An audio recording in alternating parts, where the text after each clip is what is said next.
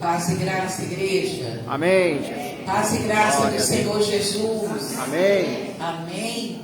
Glória a Deus. Nós estamos aqui nessa noite para adorar, glorificar e engrandecer ao nosso Deus. Amém. Hoje é o último dia da campanha e até aqui nos ajudou o Senhor, né? Diga, até aqui. Até aqui Nos ajudou. nos ajudou O Senhor. o Senhor. Até aqui Ele tem nos Glória a ajudado, até aqui Ele tem nos sustentado. As mãos poderosas dele estão na nossa vida. Eu louvo a Deus porque a misericórdia de Deus é muito grande, amado. Amém? Convido você a colocar a mãozinha sobre o teu coração e, se possível, feche os teus olhos, curve a tua cabeça.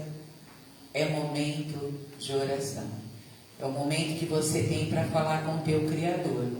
Esse é um momento especial. Amém?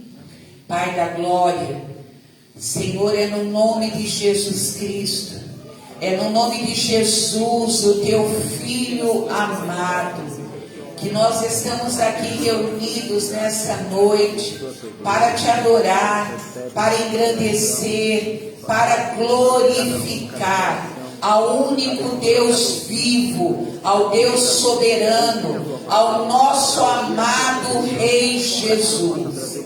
A glória, a honra, o poder, a majestade é dada ao Senhor, Pai.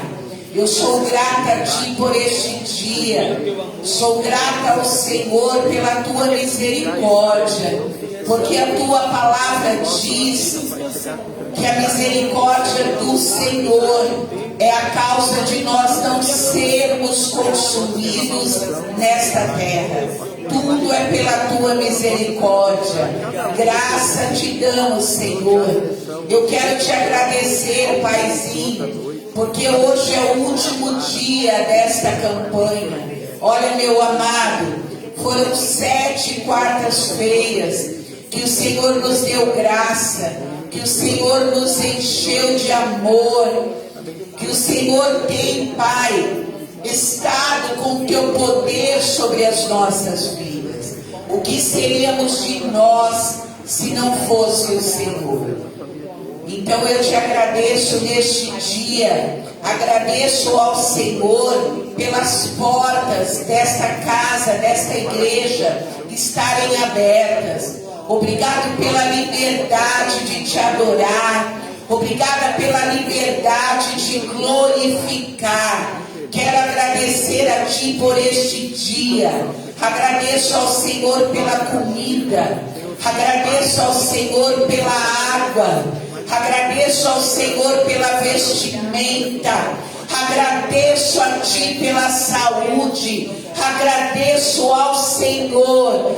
Muito obrigada por este dia chamado quarta-feira. Muito obrigada, papaizinho. Toda honra e glória seja dada a Ti, meu amado. Eu não sei como cada um adentrou aqui. Eu não sei como está o coraçãozinho de cada um, como que tem passado neste dia. Mas de uma coisa eu sei: o Senhor está aqui, pronto a nos abençoar. Pronto, Pai, o Senhor sempre tem bênção para nos dar. Muito obrigada, meu Rei. Vamos adorar o Senhor agora. Nós vamos entoar louvores ao Rei dos Reis. Amém? Olha para o teu irmão e diga: paz do Senhor Jesus. Agora dê um sorriso gostoso para ele. Isso. Olha só, igreja. Hoje é a 7ª quarta-feira.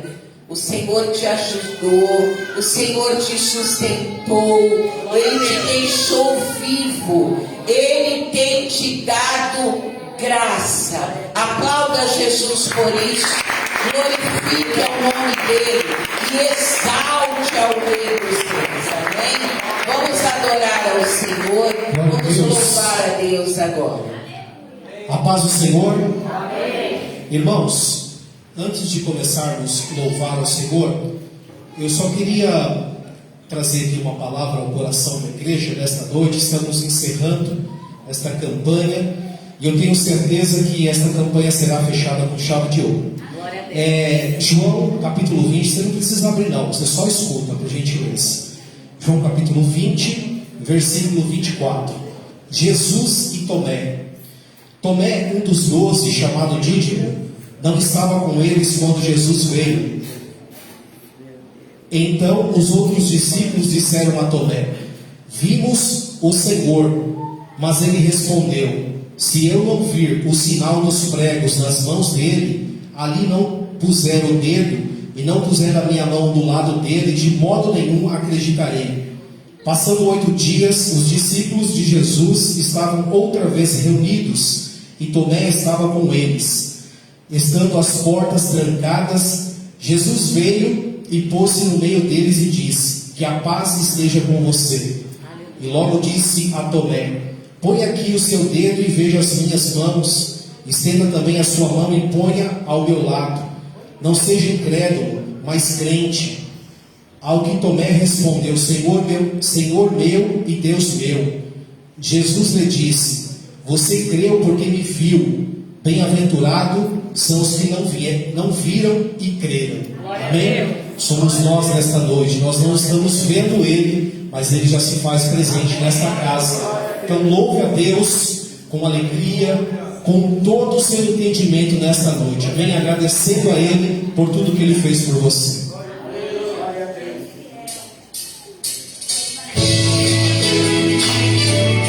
Com alegria, com palmas, gratidão sempre ao Senhor Jesus.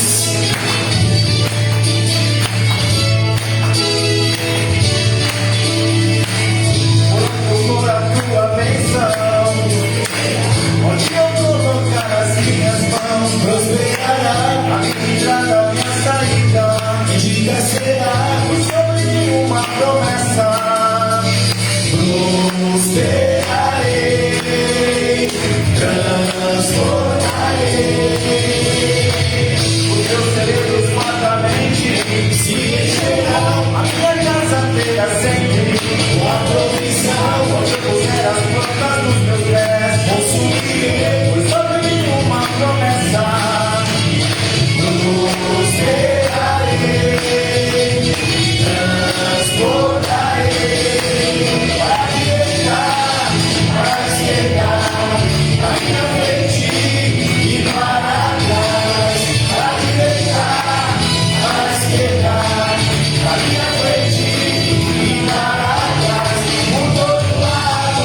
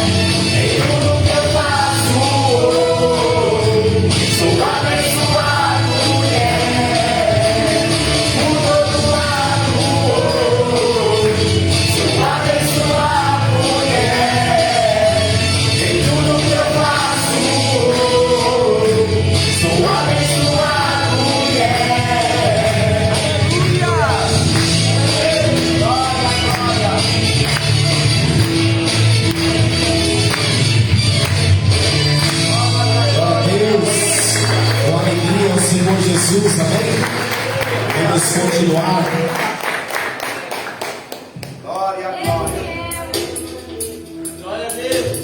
Aleluia. Louvado seja o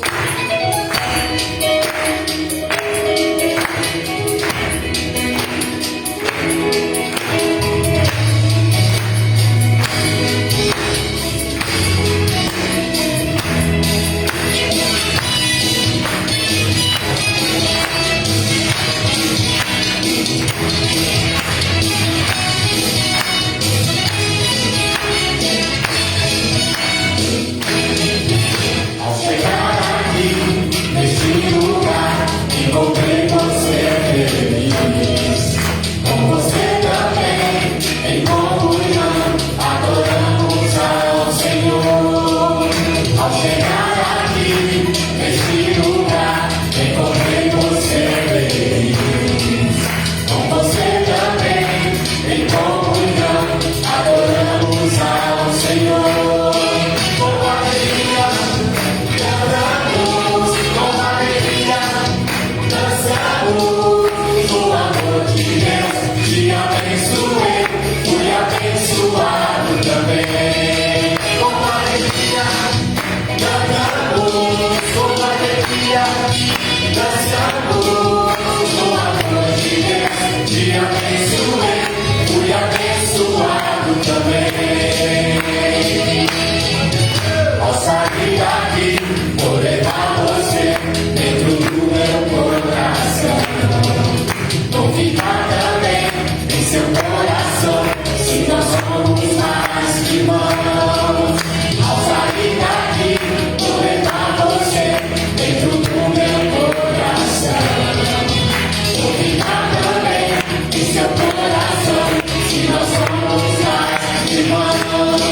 Com alegria, cantamos, com alegria, dançamos no amor de Deus. Te abençoei, fui abençoado também. Aleluia. Com alegria, cantamos, com alegria, dançamos no amor de Deus. Te abençoei, fui abençoado também. Glória a Deus, seja abençoado nesta noite.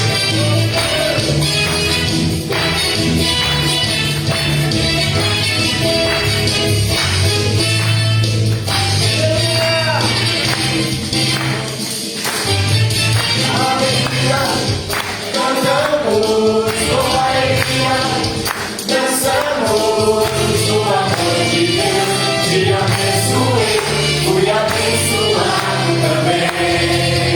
Alegria, cantamos com alegria, dançamos no amor de Deus.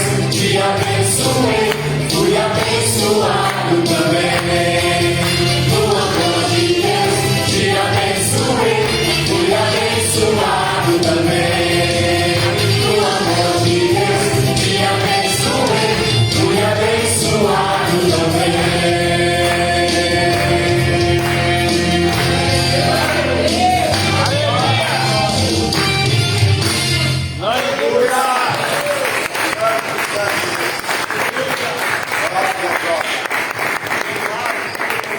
Aleluia.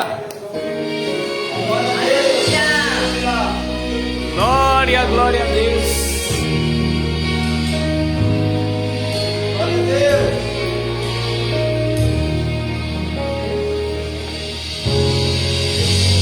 Minha trajetória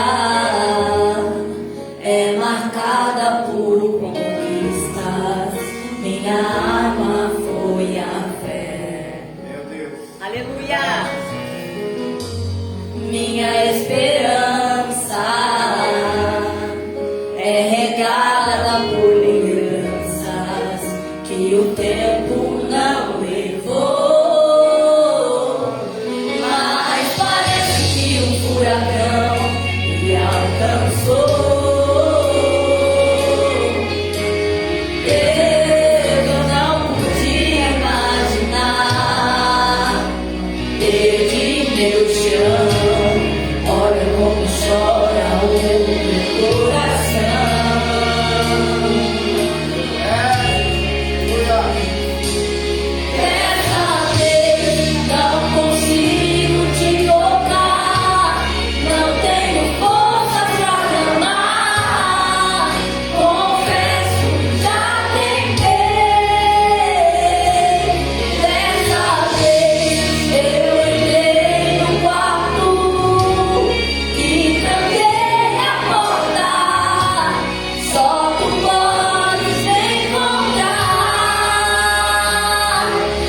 és o Deus que me vê no oculto. Tu és o Deus que me vê no secreto. Tu és o Deus que me vê quando o homem não me vê. Eu não estou só. Eu não estou só. Aleluia! Santo é o Filho de Deus.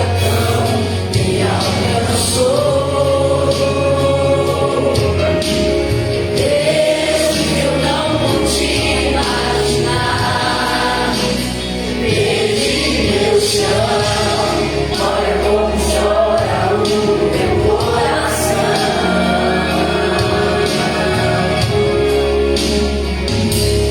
Dessa vez não consigo te tocar. Não tenho forças pra amar. Confesso, já tentei. Dessa vez eu entrei no quarto e tranquei a porta. Só tu podes me encontrar. Pois tu és o Deus que me vê no oculto. Tu és o Deus que me vê no secreto. Tu és o Deus que me vê quando o homem não me vê. Eu não estou só. Eu não estou só. Tu és o Deus que me vê no oculto. Tu és o Deus que me vê no secreto. Tu és o Deus que me vê quando o homem não me vê. Eu não estou só. Eu não estou Deus, você não está sozinho. A Bíblia vai dizer que os olhos do Senhor são como o sol do meio-dia, que clareia a terra, a escuridão foge, ela não prevalece. E os olhos do Senhor contemplam o seu levantar, o seu deitar. Os olhos do Senhor nesta noite está vendo a sua aflição, a sua angústia. Fique tranquilo, entrega a sua vida a Ele, os seus problemas, e mais Ele fará.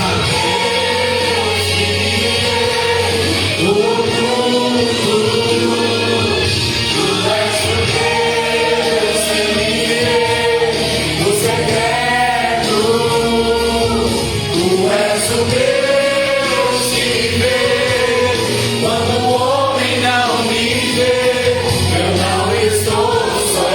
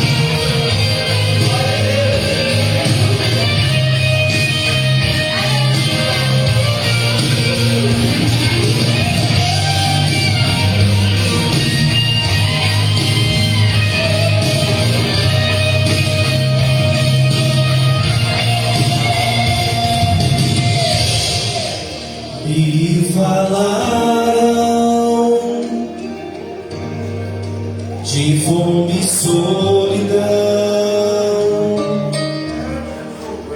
e dessa guerra nunca mais vou sair. A voz que rompe os céus diz: sei forte, permaneça, já enviei socorro. Aleluia! Dizem ali, isso não vai durar, já não espera, viva por essa dor. Mas a voz rompe os céus e me diz: amanhã, essas horas eu vou viver o seu. Aleluia!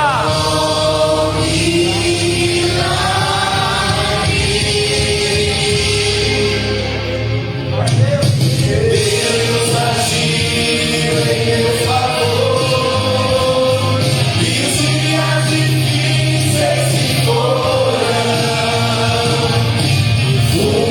Os céus não se fechou, e o maior milagre Ele me enviou. Deus agiu em meu favor, e os dias difíceis se foram. Os céus não se fechou, e o maior milagre Ele me enviou.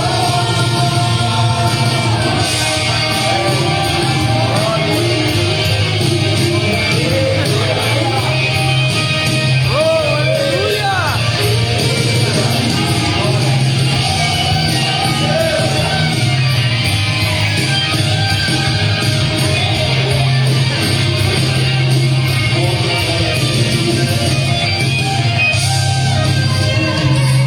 E me diz: amanhã, essas horas eu vou viver o ser, o maior milagre.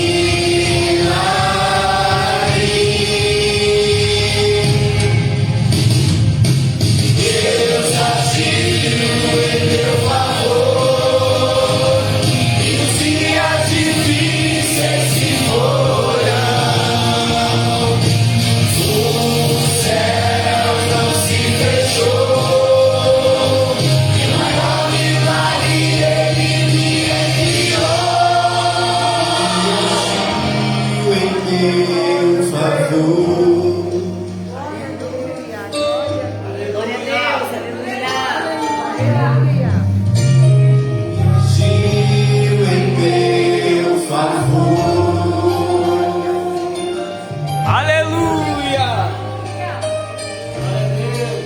Deus agiu em meu favor, Ele agiu em meu favor,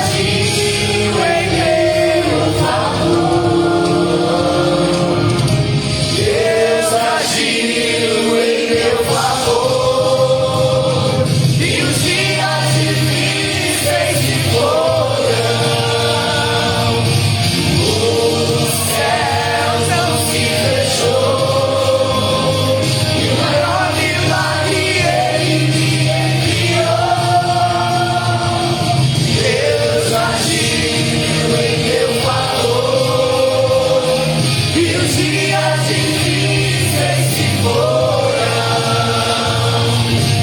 o céu não se fechou, e maior milagre Ele me enviou.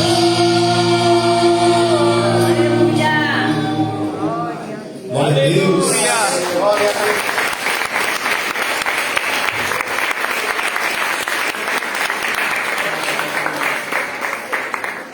Amém. Pode se aceitar, igreja. Olha, o microfone não está aqui.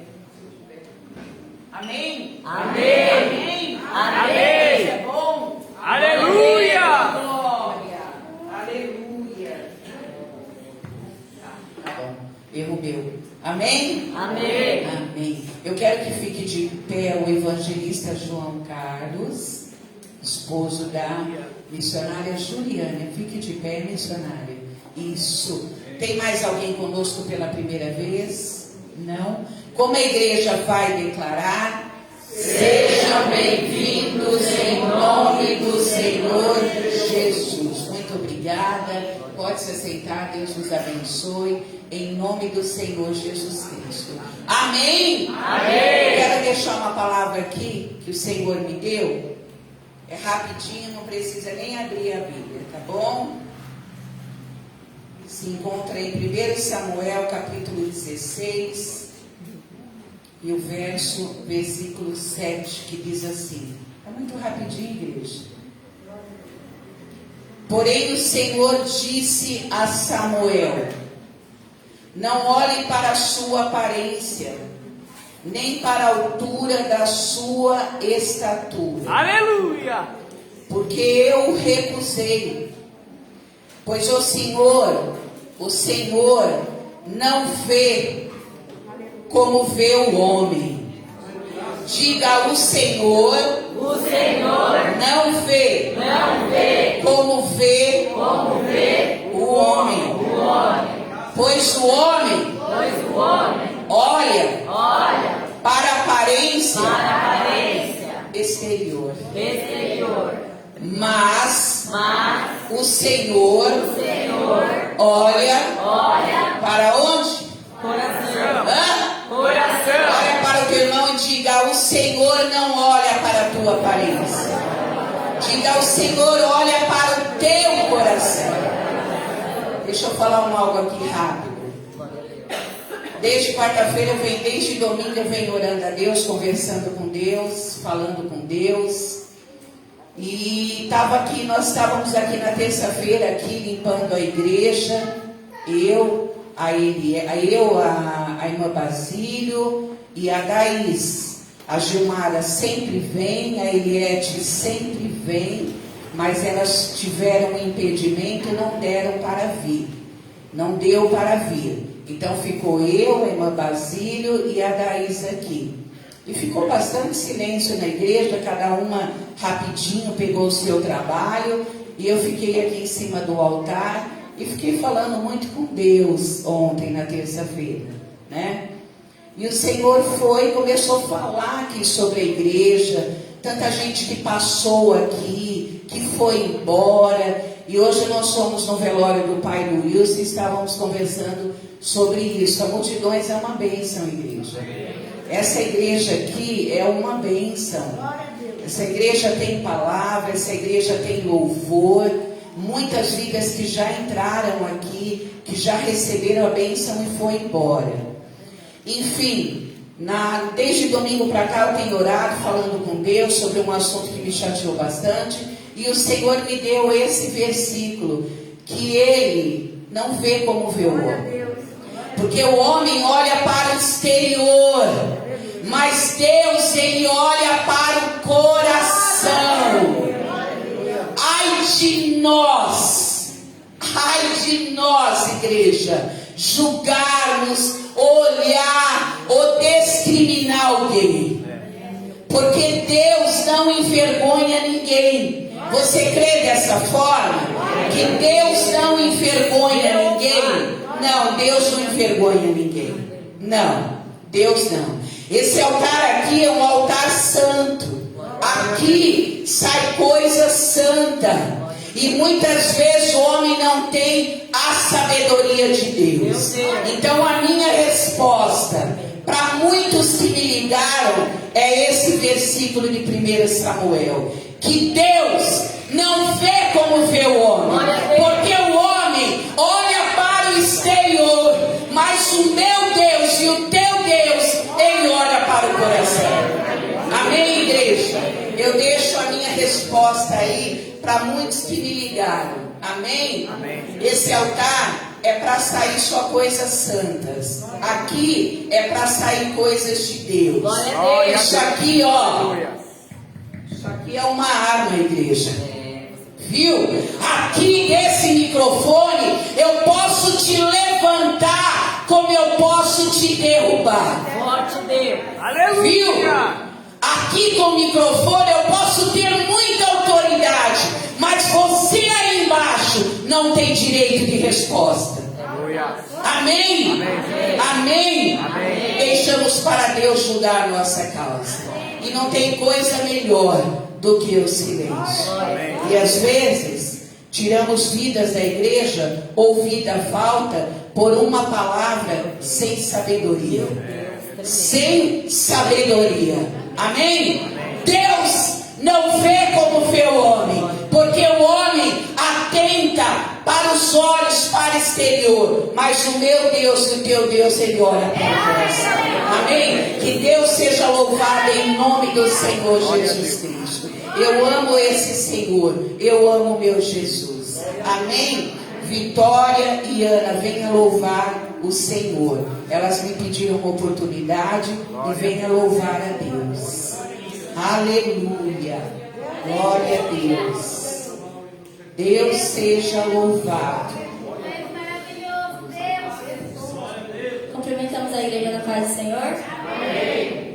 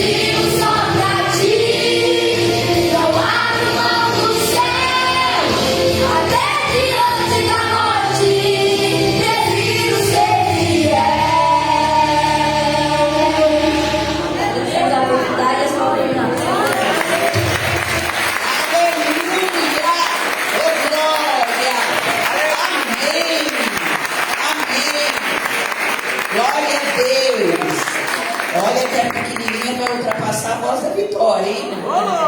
Quem que escutou aqui ela falando, olha, que coisa linda. Ó, Vitória, cuidado, hein, minha amada.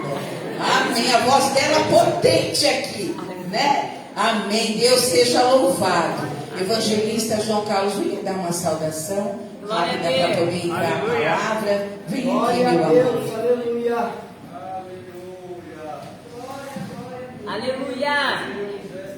Santo é o Filho de Deus, aleluia. Meus irmãos, eu vos cumprimento com a paz do Senhor Jesus. Amém. Louvado seja Deus por esta noite. Eu estou feliz com Jesus. Quantos estão felizes com Cristo? Aleluia, aleluia. Louvado seja Deus. Eu quero ser bem sucinto nessa oportunidade, uma vez que viemos para ouvir a palavra do Senhor. Eu sei que a missionária está cheia de Deus ali, tem uma palavra profética para os nossos corações. Para a meditação rápida da igreja, capítulo 1 do livro de Apocalipse.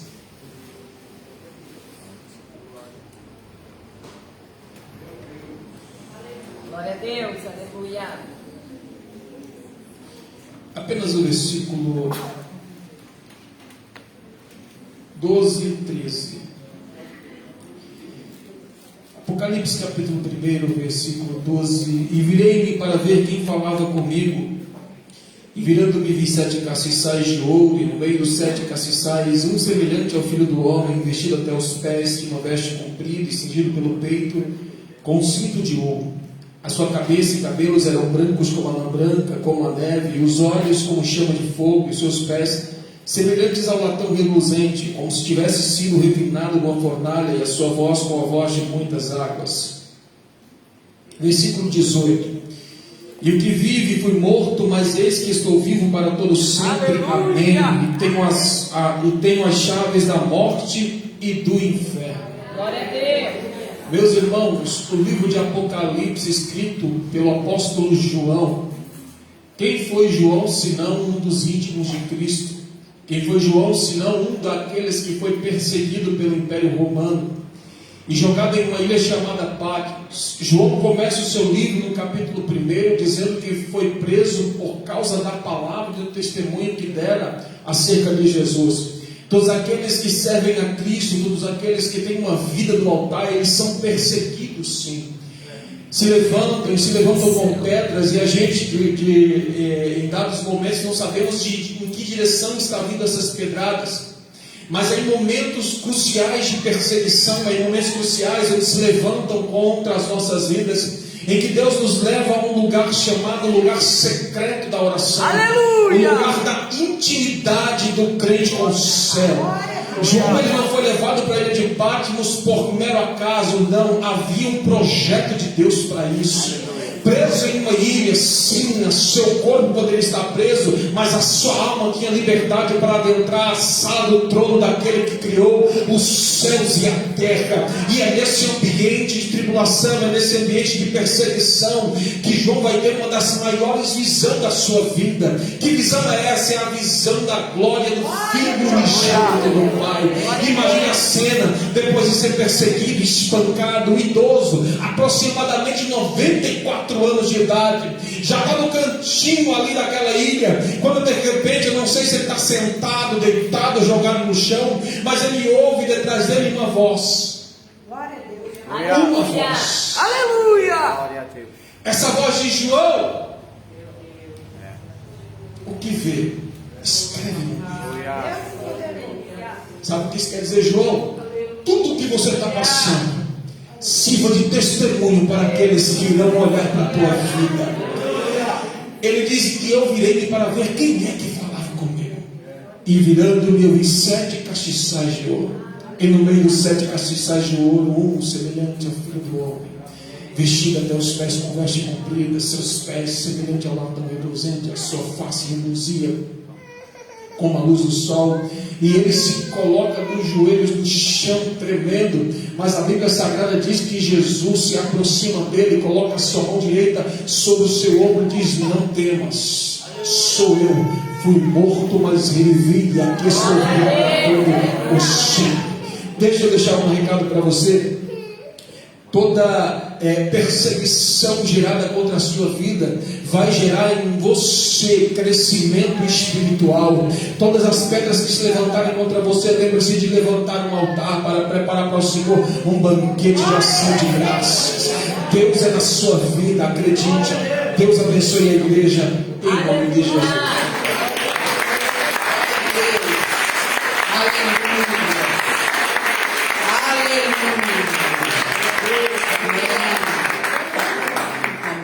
Coloque de pé, Deus te abençoe, viu?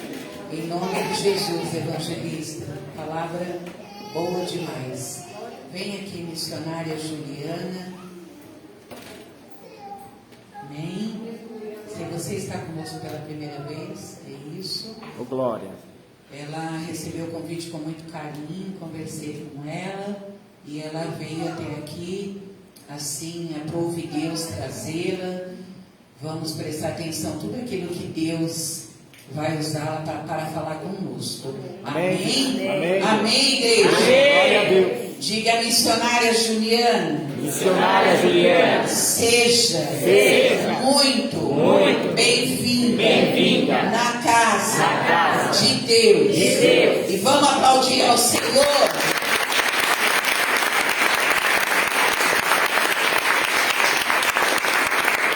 Aleluia! Glória a Deus. Glória a Jesus. A paz, Senhor, igreja. Amém. Meus irmãos ainda de pés. Glória a Jesus. Quero convidar a igreja para vocês abrirem a Bíblia em Deuteronômio. Glória a Jesus. Capítulo número 11. É para Deus nesta casa.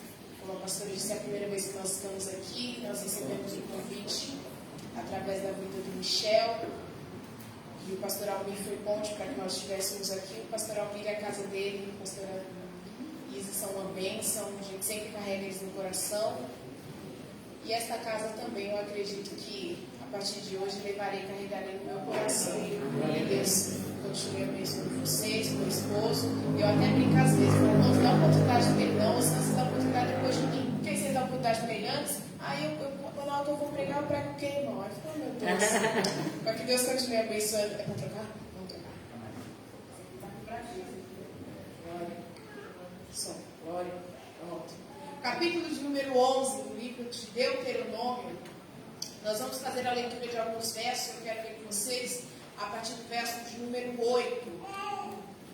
Guardai, pois, todos os mandamentos que hoje vos ordeno, para que sejais fortes e entreis e possuais a terra para onde eu vos dirigis, para que prolongues os dias na terra que o Senhor, sob juramento, prometeu dar aos vossos pais e à sua descendência, terra que mana leite e mel, porque a terra que passais a possuir não é como a terra do Egito, de onde saístes, em que semeáveis a vossa semente, e como um pé que regáveis como uma horta, mas a terra que passais a possuir é terra de montes e de vales, das chuvas dos céus beberá as suas águas. Terra que cuida o Senhor vosso Deus.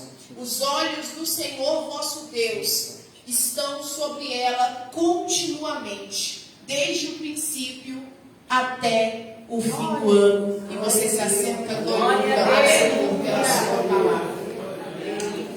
Glória a Jesus. A gente precisa entender que, por muitas vezes, os nossos olhos espirituais, eles precisam estar abertos. E eu quero que você deixe sua Bíblia aberta hoje, para que a gente possa navegar um pouco daquilo que Deus quer falar conosco. Eu estive nessa tarde orando ao Senhor, e Ele falou no meu coração algumas coisas que eu preciso compartilhar com esta casa nessa noite. A gente sabe que o capítulo de número 11 vai trazer alguns benefícios sobre a obediência. Só que na nossa cabeça, a gente não gosta de ser obediente. Na nossa cabeça, a gente não gosta de na verdade, obedecer algumas coisas. Inclusive um jargão que diz no mundo que regras foram feitas para serem quebradas. Mas a gente precisa entender que as regras possuem um princípio. E o nosso Deus, ele não quebra princípio para cumprir promessas. Você anda debaixo de um princípio e ele é um Deus poderoso para cumprir a promessa. Então não existe um Deus que quebra princípios para poder abençoar alguém. Não existe um reino dos céus onde eu firo princípios para poder ser abençoado. E na verdade, o livro de Deuteronômio vai dizer que quando eu obedeço, eu não preciso correr atrás das bênçãos, porque as bênçãos me alcançam. Quando eu obedeço, eu não preciso bater de porta em porta para ser abençoado, porque a bênção me persegue. Quando eu obedeço, eu não preciso da revelação da irmã do coque. Não. Quando eu obedeço, eu não preciso ir lá até a bênção. É a bênção que vem atrás de mim, digo mais. Quando eu obedeço, e aí a gente tem até um termo de dizer, você tem que fazer a sua parte, realmente tem que fazer a sua parte. Eu preciso de uma porta de trabalho, eu levanto e vou lá atrás do currículo. Mas quando Deus quer, irmão, e quando eu obedeço, eu não preciso nem ir atrás. O emprego chega na minha porta, bate na porta, Deus abençoe, porque é ela que me alcança. Só que a gente tem dificuldade para obedecer. É por isso que eu comecei dizendo para você que a gente precisa ter os nossos olhos espirituais, na verdade, manter os nossos olhos espirituais abertos. Por quê? Porque a Bíblia vai dizer que sobre esse povo existiu uma promessa. Deus já havia liberado uma palavra sobre o seu povo. E ele dizia, olha, eu tirarei vocês da terra da servidão, da terra da escravidão. Só que a gente vai ver no capítulo de número 1 e no capítulo de número 2 do livro do Êxodo, esse povo sofrendo e passando por um período de tribulação. O faraó daquele tempo decide então dobrar a carga daquele povo. Porque a história vai contar, e não a Bíblia, mas a história vai dizer que um certo sacerdote do faraó tem um sonho. E nesse sonho ele diz, olha, eu sonhei que o menino nascia e se levantava e tomava conta do seu trono, do seu lugar. O faraó, ouvindo esse sonho e o conselho desse sacerdote, ele então decide dobrar a carga dos hebreus, porque ele pensa, esse povo trabalhando muito ficaram ocupados, ficando ocupados, não conseguirão reproduzir, não reproduzindo, o meu trono fica intacto, o meu trono fica convicto. Por quê? Porque tem vezes que a gente se esquece da promessa de Deus, mas o nosso inimigo sabe a promessa que Deus fez pra gente. É a gente que às vezes dá um chute na cabeça e se esquece daquilo que Deus liberou, mas o nosso inimigo se lembra e sabe do que Deus liberou pra gente na nossa casa. Só que o texto vai dizer que quando ele decide dobrar a carga de trabalho dos hebreus, é o texto que diz no capítulo de número 1 que quanto mais esse povo tinha carga dobrada, mais esse povo multiplicava e crescia. E aí parecia uma matemática ilógica para Faraó, porque ele dizia, esse povo está trabalhando tanto, como é que eles conseguem se multiplicar? É o que o Faraó não sabia, que sobre a cabeça daquele povo, desde o livro do Gênesis, já existia uma palavra. Deus havia liberado sobre Abraão, dizendo, ei, vocês vão multiplicar, prosperar e frutificar. E eu posso te adiantar dizendo uma coisa, quando o céu libera algo ao nosso favor, o Faraó não invalida. Quando o céu libera algo ao nosso favor, o inferno não invalida. Deus já havia liberado uma palavra dizendo, vocês vão frutificar, e para cada isso tem uma conotação, vão frutificar, vão prosperar, vão multiplicar. Aí o texto vai dizer que não conseguindo abafar o crescimento daquele povo, ele decide então tomar uma medida drástica, que é matar as crianças. O texto diz que ele olha para a cara das parteiras e fala assim, olha, vocês matarão então todos os meninos que nascerem. Se forem meninas, deixe viver, se forem meninos, mate antes do nascimento. Só que o texto vai dizer que no capítulo de número 2, o Moisés chega, porque não adianta o diabo matar quem Deus já predestinou para viver. Aí o texto diz que ele chama as parteiras ainda no capítulo de número 1, para que elas prestem conta para ele, porque ele está dizendo, olha, o que está acontecendo? Eu não mandei vocês matarem. E é engraçado, porque nessa tarde eu ouvi justamente isso, e alguém dizia assim, você sabe o nome do faraó, aquele faraó que mandou o edito e a ordem? E as pessoas diziam, não, a gente conhece como faraó, a gente só vai saber o nome dele se a gente parar para pesquisar. E é interessante porque o nome da Sifra e da Poá estão na história, mas o nome do faraó só está faraó, porque aquilo que você faz para Deus é mais importante do que o título que você carrega. Elas livram, e na verdade não é que elas simplesmente mas o texto diz que quando ele pede para que elas passem um relatório, elas chegam e falam assim, fala, é o seguinte, quando a gente chega lá para poder fazer o parto, as hebreias já deram a luz, porque as hebreias não são como as egípcias. Meu Deus. E você precisa entender isso aqui. É tremendo, papai. Elas dizem, olha, nós não conseguimos matar os filhos das hebreias. Por quê? Porque pode até estar no mesmo espaço geográfico, mas não são iguais. Aleluia. Você pode até conviver no mesmo espaço geográfico do egípcio, mas você não é egípcio. Elas dizem, olha, quando a gente chega lá, elas já deram a luz sozinha. Isso é muito interessante. Porque as egípcias, elas tinham uma fragilidade no seu corpo e é por isso que elas dependiam das parteiras para poder as auxiliarem para dar a luz. Só que a história vai dizer que as hebreias não precisavam de auxílio, muito pelo contrário. O texto diz, e um comentarista vai dizer que as hebreias, elas ficavam de cócoras em cima de pedras e elas davam a luz sozinhas. Aleluia. Então, quando as parteiras chegavam, a criança já tinha nascido sem auxílio de ninguém. Aleluia. E para você que não está entendendo, Deus está falando, o que eu dei para você gerar, você gera e dá luz sozinho. Porque existem algumas situações que as parteiras se aproveitam para abortar a promessa que eu te dei. Mas a promessa que eu te dei é sua. A palavra que eu liberei é sua. Você vai botar a promessa para fora, teu milagre vai nascer e as parteiras não impedirão o nascimento. Quando a gente chega, já deu a luz, não dá mais tempo. Então o texto vai dizer, capítulo 2 do livro do Êxodo, que o Moisés nasce. Como é que Moisés nasce, Juliana? Capítulo 2, verso 1 vai dizer que a mãe do Moisés, a Joquebede, era da tribo de Levi e casou-se com um homem da tribo de Levi, ou seja, os dois eram da mesma tribo, sim ou não? Sim. Da mesma tribo. E aí parece muito simples, muito fácil para você bater o olho no verso 1 do capítulo 2 e dizer, ai, tá bom, era da mesma tribo, mas aqui tem uma conotação muito importante. E eu preciso compartilhar com você nessa noite. Porque a mãe do Moisés, ela não casa com alguém que não é da tribo dela, ela casa com alguém que é da mesma tribo que ela. Porque eu preciso me aliançar com quem está debaixo do mesmo propósito que eu. Aleluia. Eu preciso me aliançar com quem está debaixo da mesma visão que eu. Sabe qual é o problema? Tem muita gente que é da tribo de Levi querendo se aliançar com gente da tribo de Judá e não dá certo. Eita. Ah, mas Juliana, não é tudo tribo, é tudo tribo, mas cada um tem a sua especificação. A tribo de Judá é uma tribo de guerra. A tribo de Levi já era uma tribo separada para uma outra adoração. Quando a mãe de Moisés bate o olho no pai de Moisés e vice-versa, ela pensa, ele está debaixo da mesma visão que ele, precisa andar debaixo de alguém que está na mesma visão que ele. Aleluia. O texto diz que eles dois se casam, e se casando agora ela vai ter o Moisés, a irmã do Moisés já estava grande. Só que ela decide gerar mesmo num contexto desfavorável. Irmão, nessa época que não tem ultrassom, nessa época não tem morfológico, nessa época não dá para saber que sexo vai nascer. Só se sabe que é grávida. Só que mesmo o contexto sendo ruim, a mãe dele decide gerar. Aleluia. Mesmo vivendo num cenário caótico e debaixo de um decreto de morte, ela decide gerar.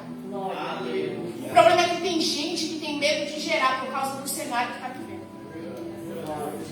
Tem gente que fica pensando em como que vai ser, como que eu vou gerar a promessa dentro desse cenário. Eu vou ser um pouco mais clara para você entender. Você fica pensando no como vai ser, quem vai financiar, como que eu vou chegar, como que eu irei, a palavra que liberou, como que vai ser. Você olha para sua casa, você olha para sua família, você olha para sua condição financeira e você diz, não vai dar certo. Deus está dizendo, ei, não desista de gerar mesmo com a condição desfavorável. Levante uma das suas mãos que eu quero liberar uma palavra de Deus para essa casa. Hoje Deus te dá autoridade para você gerar, mesmo num ambiente desfavorável.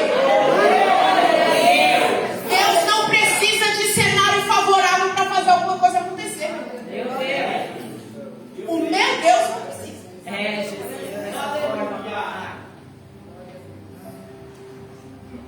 Na verdade, quanto mais desfavorável é o cenário, mais ele se revela. Aleluia.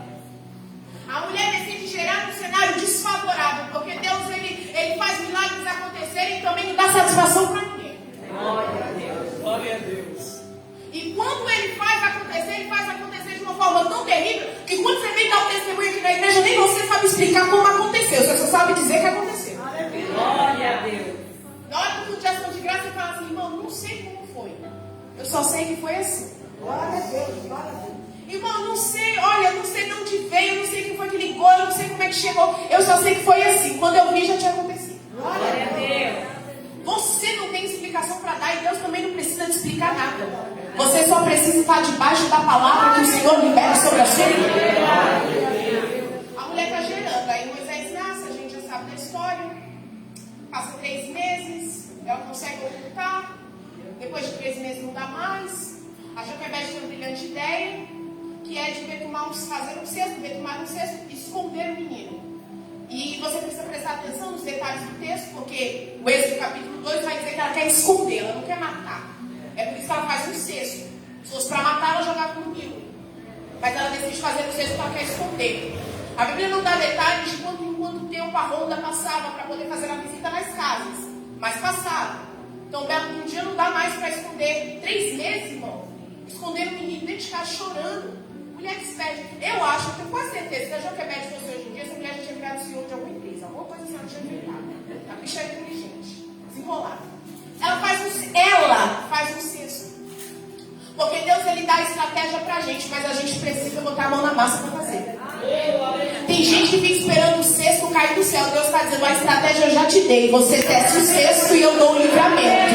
Vou repetir novamente, não fique esperando o cesto cair do céu. Você trança o cesto e deixa que o livramento Deus dá. Acho que aqui não tem, graças a Deus, porque só barulhos falar que os irmãos estão esperando cair do céu. Aqui no telão eu já percebi que os irmãos já mais agitadinhos. Mas fica esperando o cesto cair do céu. Deus te dá a estratégia, Deus te dá a direção, Deus te dá a palavra. Aleluia! E aí você fica querendo espiritualizar tudo e não bota logo a mão na massa para fazer. Ela botou a mão na massa. Êxodo diz, abre lá rapidinho. Êxodo. Só para a gente não perder a riqueza do detalhe do texto. Êxodo 2, verso 3. Glória a Deus. Aleluia. Como é que é o nome, meu filho? Guilherme rápido também, graças a Deus. Ó, na sua Bíblia, na projeção aqui atrás de mim, vai dizer que não podendo mais. Ela até queria, mas ela não pôde mais esconder.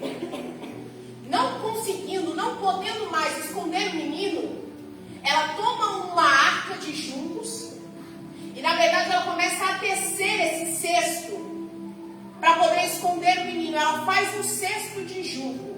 Tem alguém aqui do Nordeste? Levanta a mão. Tem alguém aqui que é parente, conhecido de alguém que nasceu no Nordeste? Levanta a mão. Quase a igreja toda, graças a Deus. Tem uns irmãos que a gente já conhece logo pela cabeça, não vamos saber. Vai dar tudo certo. Mas, por exemplo, aqui em São Paulo, a gente chama de mandioca. No Pernambuco, chama de macaxeira. E na Bahia, chama de aipim. São 3 nomes diferentes para o mesmo produto, sim ou não? Sim. Na Bíblia, e às vezes, em algumas traduções, você vai ver escrito junco. Outros vão aparecer o termo papiro. E outros vão aparecer o termo caniço. Ambos são para a mesma coisa. O que o texto está dizendo é que a Joquebede decide pegar o junco, que era, na verdade, um material que ficava entrelaçado entre as bordas do delta do Nilo. Ela arranca aquele junco, a matéria está ali. O esforço é dela. E ela começa a tecer o cesto. Fazendo o cesto, o texto vai dizer que ela não só faz um cesto, porque fazer cesto é fácil. Ela não quer matar, ela quer esconder o menino. Então ela pega betume ou pés e decide betumar. Para os irmãos que é da área da construção civil, é o impermeabilizante que passa para não dar infiltração, para dar bom, para dar tudo certo. Para os irmãos que não é da área civil, é a maquiagem que a gente reboca com a cara na prova d'água. É mais ou menos assim. Passou, a água não dá ruim, dá tudo bem. Então ela decide betumar esse cesto, porque na cabeça dela ela pensa, se eu betumar por dentro e por fora. A água não entra. A água não entrando não mata o meu menino afogado, porque eu quero esconder. Vai vendo. Aqui, e além do betume, o que ele está fazendo é a mesma coisa que o Noé faz na arca. O Noé, além de construir uma arca, ele betuma também essa arca. Porque a arca não pode afundar, a arca precisa boiar sobre as águas. Porque a intenção não é matar quem está dentro do cesto ou quem está dentro da arca. A intenção é preservar. Então preste atenção, porque Deus, Ele lhe dá a inteligência para que você preserve aquilo que Ele lhe deu para fazer. Tem gente perdendo gente morta dentro do cesto, porque você está se esquecendo de betumar o teu cesto. Deixa eu ir um pouquinho mais longe. Tem gente que tem um cesto muito bonito. O cesto é bonito.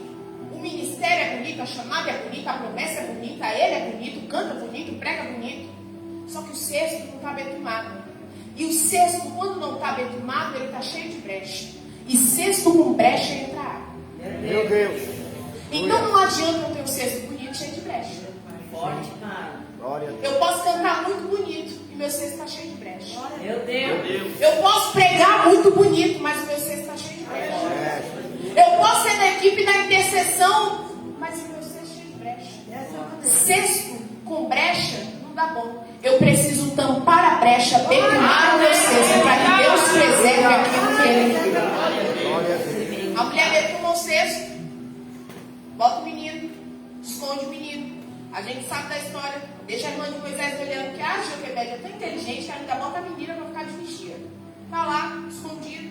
Ao contrário do que algumas pessoas dizem e pensam, dá a entender, parece que a Joquebede pega o cesto e joga no Nilo. E fica esperando lá acontecer. E não é isso que acontece, não é o que o texto vai dizer. O texto diz que a Joquebede pega um cesto e entrelaça junto dos juncos no rio Nilo. Então ela encosta o cesto e ela camufla o cesto junto com as outras folhagens do rio. Lembrando que a gente está falando do rio Nilo. Eu estou falando de um rio com uma extensão muito grande. De um rio que, quando transbordava, enchia aquela coisa toda e frutificava, fazia parte da crescente fértil. Eu estou falando de um rio que era base de sustentabilidade da alimentação daquele povo. Só que eu também estou falando de um rio que era muito perigoso. Eu estou falando de um rio que o Ezequiel vai citar, que é um rio que tem crocodilos. Eu estou falando de um rio que era um ambiente de morte para as crianças. Porque quando o faraó diz assim, mata as crianças, se nascer menino mata, o que ele estava dizendo? Pega os meninos e joga no rio. Onde é que a Joquebede esconde o menino? No rio. Ela é doida? Da glória. Aleluia. Porque pode ser que no mesmo ambiente de morte, o Senhor me dá o livramento da vida. Aleluia. Mas não é porque eu sou bonito, é porque o cesto me preserva. Glória a Jesus. Porque no mesmo ambiente que outras pessoas estão morrendo, eu estou dentro do cesto e estou preservado. No mesmo ambiente que algumas pessoas estão sucumbindo, eu estou no cesto e estou preservado. Todos são jogados no Nilo, mas Moisés está guardado. Deixa eu liberar uma palavra de Deus para você nessa noite. Algumas pessoas podem estar no mesmo ambiente que você, no mesmo cenário, na mesma casa, no mesmo trabalho, na mesma empresa. Deus está dizendo aí, para você o cenário não é morte, para você o cenário é livramento, porque você está guardado no cesto. Todo mundo morria. Qualquer lugar fora do cesto é muito perigoso. Qualquer lugar fora da arca é muito perigoso. Então não saia da arca e não saia do cesto enquanto Deus não mandar. Glória a Deus. Tem muita gente querendo pular fora da arca, querendo pular fora do barco, e quando na verdade Deus não disse nada. E ainda tem a coragem de dizer que foi direcionamento de Deus. Não é direcionamento de Deus. Você só sai da arca, você só sai do cesto quando Deus direcionar. Não se mova se Deus não te direcionar. Aí, ao contrário do que algumas pessoas acham que ela larga o cesto lá, ela não larga lá. Porque isso dá precedente para eu dizer uma coisa que a Bíblia não diz. Eu não posso dizer aquilo que a Bíblia não diz. A Bíblia não diz que o cesto vai parar lá no palácio. Tem muita gente por aí dizendo que o vento bateu, que não sei o que aconteceu, que o cesto se movimentou, o cesto subiu pro rio. Mas essa não é a geografia bíblica. A geografia do texto e a geografia bíblica vai dizer que no verso 5, olha aí, desceu. Se eu estou aqui em cima, mão, eu desço para onde? Para lá pro projetor ou para cá? Para baixo. Para baixo. Eu desço para cima ou para baixo? Para baixo. Para baixo. A não ser uma ladeira que tem por aí, eu não sei onde é. Que você coloca o carro vê, descer só para ver se me desce, sei lá onde é. A não sei isso aí, mas o resto, se é descer, eu desço para baixo, é para subir, eu subo para cima. Aleluia. Então não posso dizer que bateu um vento e esse cesto foi parar lá no palácio de Faraó, porque eu perco a riqueza do detalhe do texto. A riqueza do detalhe do texto é o texto dizendo que a filha de Faraó desceu. Aleluia. Por que ela desce? Ela desce para se banhar. Se banhar por quê? Se no palácio tem várias piscinas artificiais, a menina é a filha do Faraó. Por que ela quer se banhando na beira do rio? Alguns comentaristas vão dizer que ela está fazendo um ritual, um culto específico, ela decide descer com as suas servas, mas eu preciso entender que quando Deus quer, Ele desbaratina até a mente dos importantes. Aleluia. Essa menina sai de lá do palácio, do conforto da casa, de escravos, de servos, e vai descer para a beira de um rio perigoso. Porque Deus, quando Ele quer, Ele faz eu me encontrar com gente que mora até em palácios. Aleluia. Aleluia.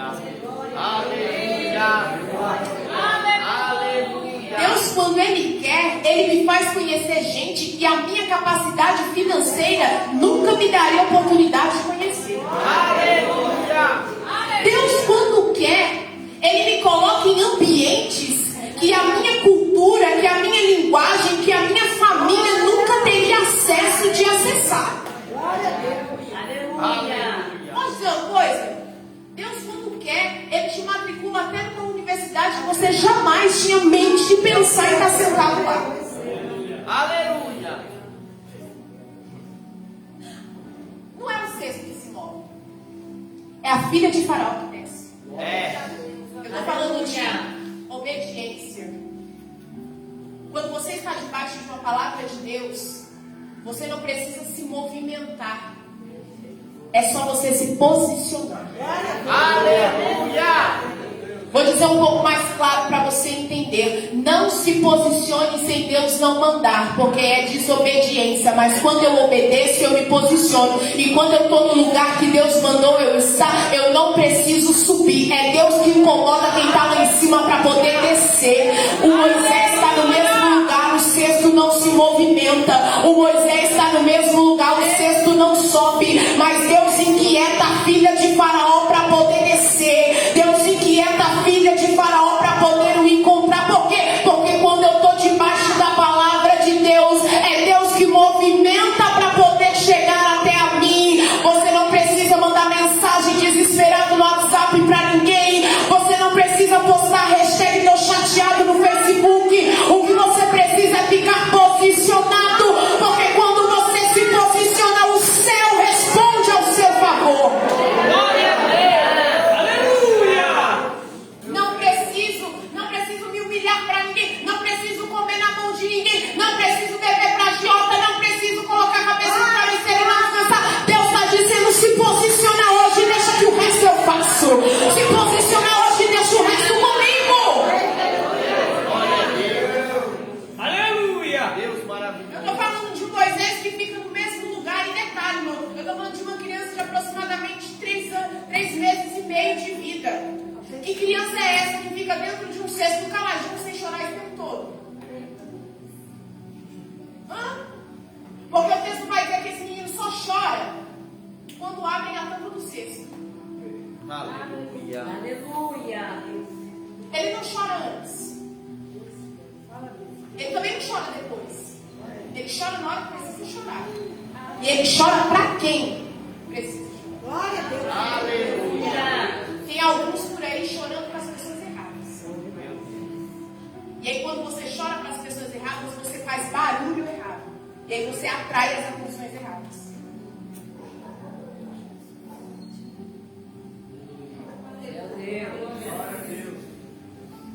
Ele só chora quando quem precisa ouvir o choro dele está perto dele. A Bíblia diz comunicar as nossas necessidades aos santos. A gente confunde e sai comunicando com qualquer um. A gente pede conselho para qualquer um. A gente manda áudio para qualquer um. Fala a Deus, glória a Deus. Aí a gente manda mensagem para qualquer um, aquela mensagem do seguinte. Aquele áudio vira encaminhamento e você vira chacota, você vira deboche. Porque você acha que alguém quer saber do teu choro, mas ele não quer te saber para te ajudar, ele quer saber para espalhar. É verdade. Moisés só chora quando ele pode chorar. E para quem vai dar solução no choro dele. Aleluia. E não adianta gastar choro com quem não dá solução. Eu preciso chorar nos pés certos. Eu preciso chorar no altar certo. Eu preciso chorar no lugar certo. Porque quem chora para Deus tem resposta. Estou falando de Moisés que encerra o verso de número 10. E aí quando a gente começa o verso de número 11, esse Moisés já está com 40 anos. Um Moisés que debaixo da vida dele, e na verdade é por isso que ele nasce. Ele nasce com o propósito de ser o libertador.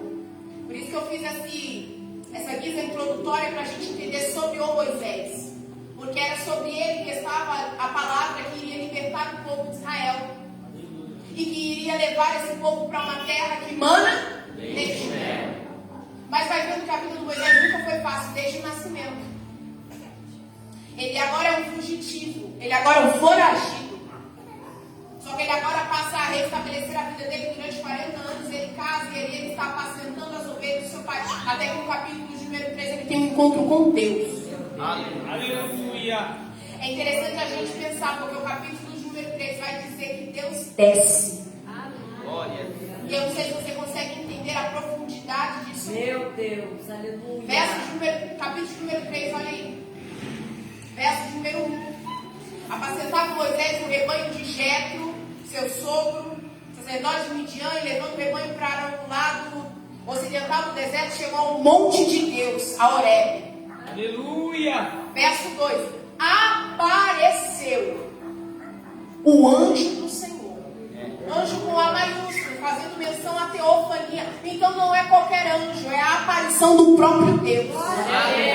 Porque, irmãos, tem coisas que Deus manda anjo, mas tem coisas que é emergencial, ele mesmo desce. Tem coisas que Deus envia seus servos, mas tem coisas que ele mesmo desce.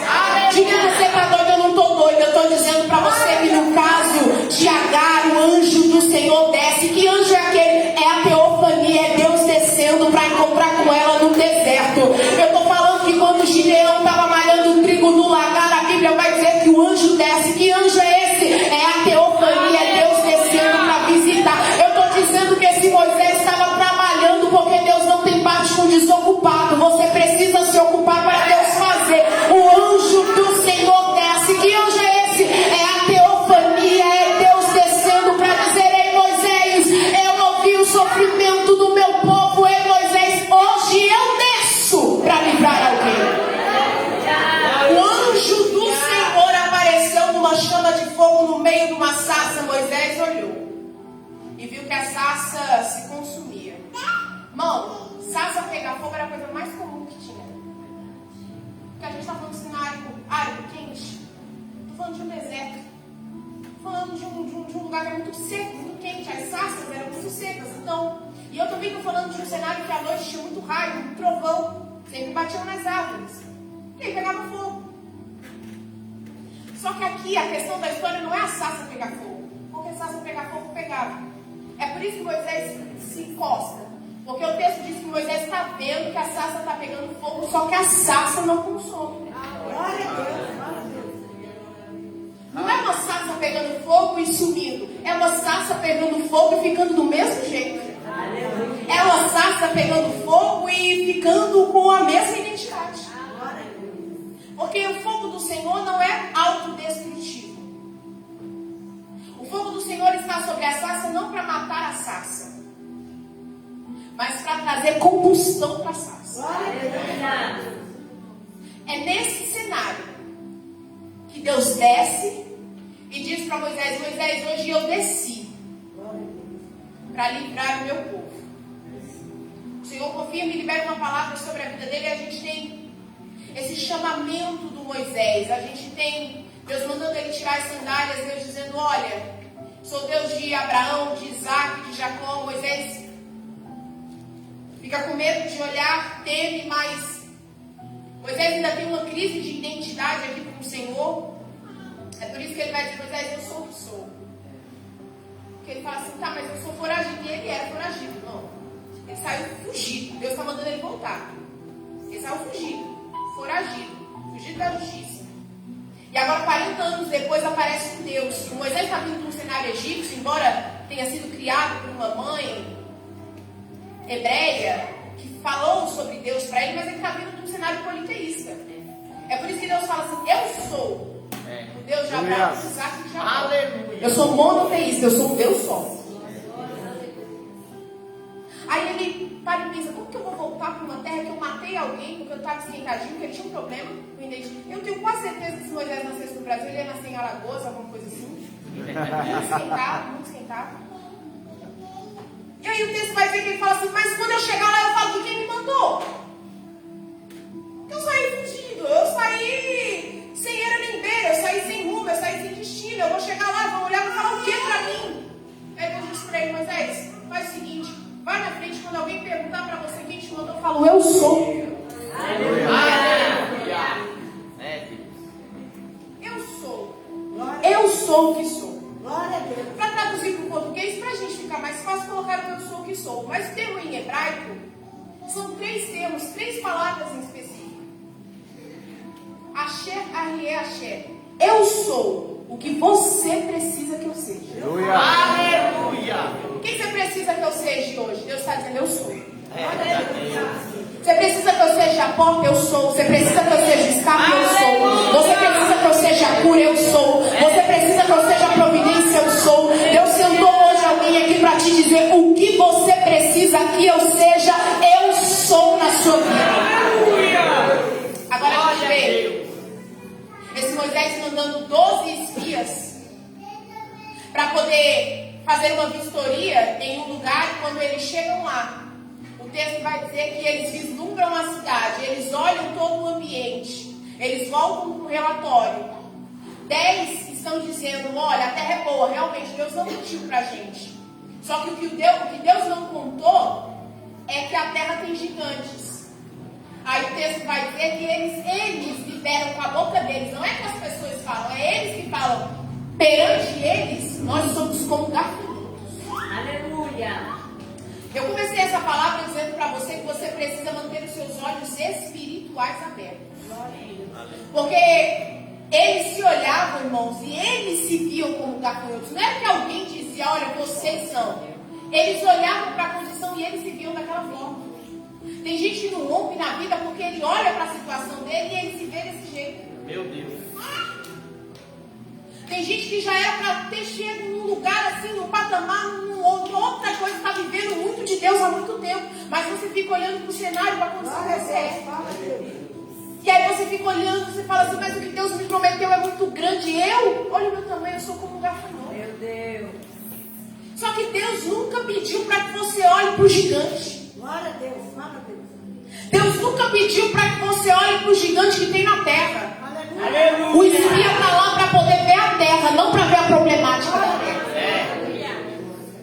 O problema é que às vezes a gente precisa fitar os olhos no que é importante. Porque quando Pedro está atravessando as águas e as águas ficam asfálticas para ele poder pisar, o texto vai dizer que quando ele tira os olhos de Jesus, ele... E aí ele está. Onde é que está teu foco? Porque quando você tira o olho do que é importante, você desfoca. Aleluia. A Agar estava no deserto, só que ela estava junto com uma fonte. Só que o texto vai dizer que Deus vai no deserto abrir o olho dela. E quando Deus abre os olhos dela, ela vê a fonte. Irmão, a fonte sempre esteve lá. Aleluia. É que os olhos dela estavam fechados para ver a providência do milagre. O povo está vivendo um cenário depois que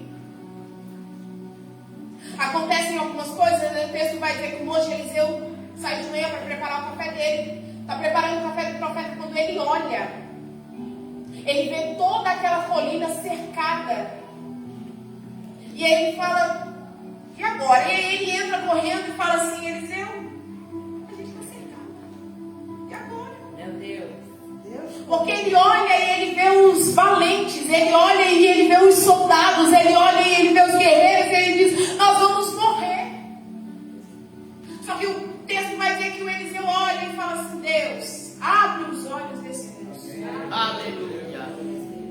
E aí quando ele pede para Deus abrir os olhos do moço, o moço olha e o moço vê cavalos e cavaleiros rodeando e guardando aquela casa. Diga assim, Deus, diga Deus, abra os meus olhos. Hoje você precisa sair daqui entendendo, a sua visão está limitada. Hoje Deus te dá potencial para abrir os seus olhos e ver o que alguém olha e vê gigantes, o que alguém olha e vê tempestade, o que alguém olha e vê problema econômico, problema financeiro. Deus hoje te dá potencial, visão aberta espiritual e está dizendo, ei, abra os seus olhos e veja o que eu já preparei. Abra os seus olhos e veja cavalos e cavaleiros guerreando por você. Abra os seus olhos e contemple as maravilhas que o céu já liberou para você. Aleluia. Tem 10 dando negativa, dizendo que tem gigante, tem não sei o que, irmão. O negócio era tão bom que era 2 camaradas fortes para poder carregar um cacho de uva. Hoje a gente vai na feira comprar uma caixinha de uva, dá R$1.000. Que terra boa é essa, irmão? Será que o benefício dessa terra não é melhor do que os malefícios? Será que os prós dessa terra não é melhor do que os contras? Para que ficar focando nos gigantes se Deus já falou que a terra é boa? Para que ficar focando nos gigantes se Deus já falou que a terra é sua? Aleluia. Ele não disse vou dar a terra de mão beijada. Ele diz vocês vão conquistar a terra. Glória a Deus. Ele não diz vou dar a terra para vocês como dou herança. Não. Eu vou dar a terra, mas vocês vão ter que conquistar a terra. Aleluia. Aí o texto vai dizer que esses homens estão se equiparando e chegando. E essa terra é uma terra muito boa. Volta para Deuteronômio.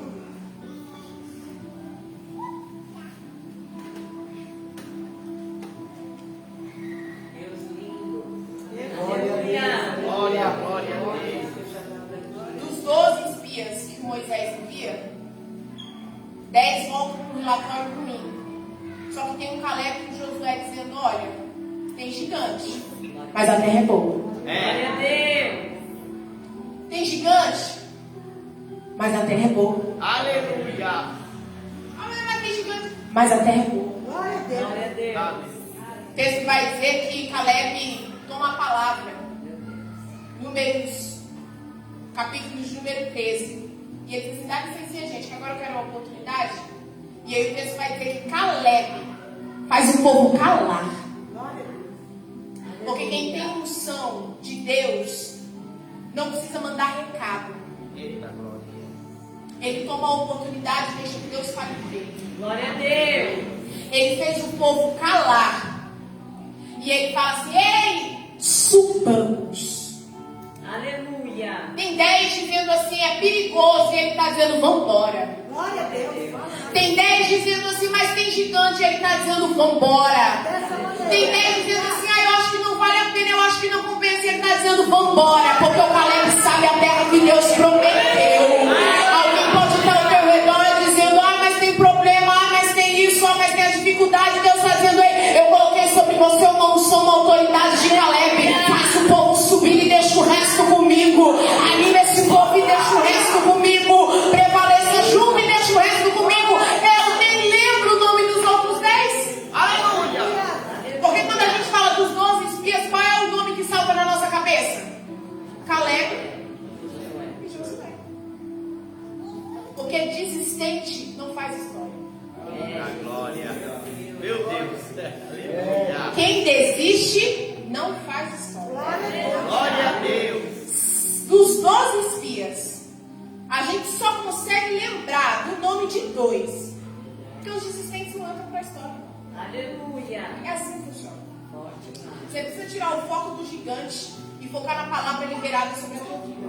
Glória a Deus. Você precisa tirar o foco do gigante e focar na palavra liberada sobre a sua casa.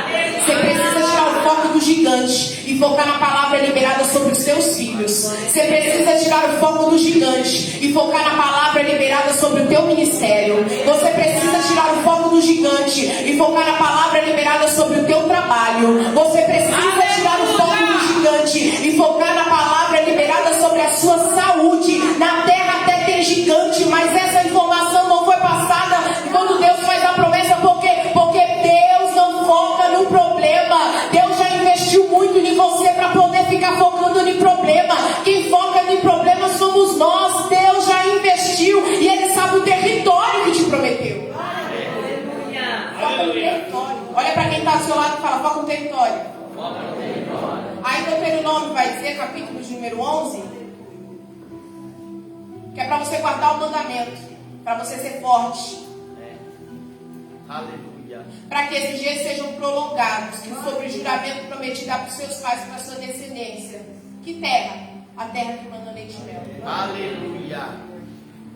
A gente precisa entender que hoje a gente sai daqui com a nossa visão espiritual dilatada. Aleluia. Com a nossa visão espiritual, uma visão panorâmica. Com uma visão diferenciada. Levante uma das suas mãos. Diga: Deus, abra os meus olhos, para que eu mantenha os meus olhos espirituais. Amém. É isso. Glória a Deus. A Aleluia. gente precisa entender isso. E ponto.